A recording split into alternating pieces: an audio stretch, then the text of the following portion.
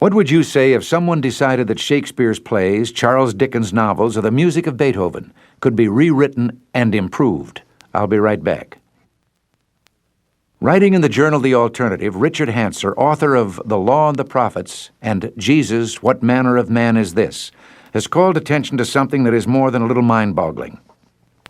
It's my understanding that the Bible, both the Old and New Testaments, has been the best-selling book in the entire history of printing. Now another attempt has been made to improve it.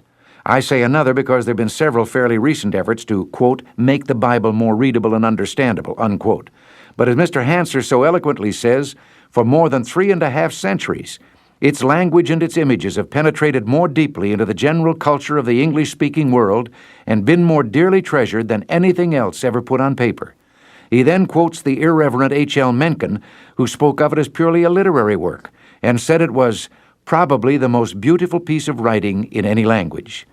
They were, of course, speaking of the authorized version, the one that came into being when the England of King James was scoured for translators and scholars.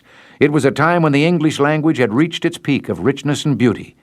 Now we're to have the Good News Bible, which will be in, quote, the natural English of everyday adult conversation.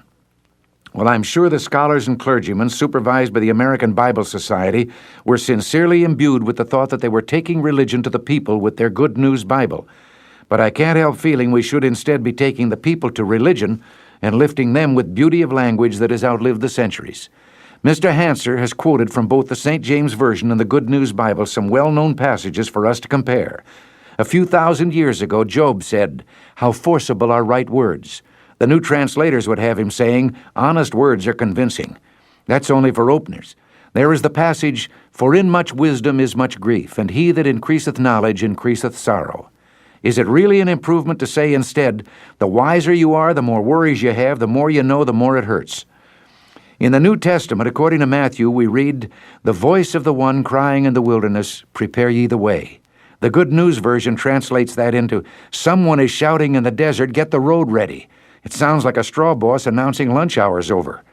The hauntingly beautiful 23rd Psalm is the same in both versions, for a few words.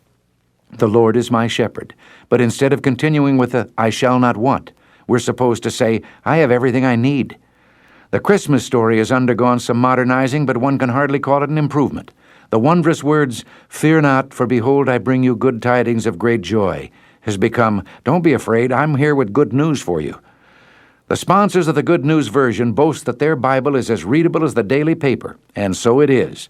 But do readers of the Daily News find themselves moved to wonder, quote, "at the gracious words which proceeded out of his mouth," unquote?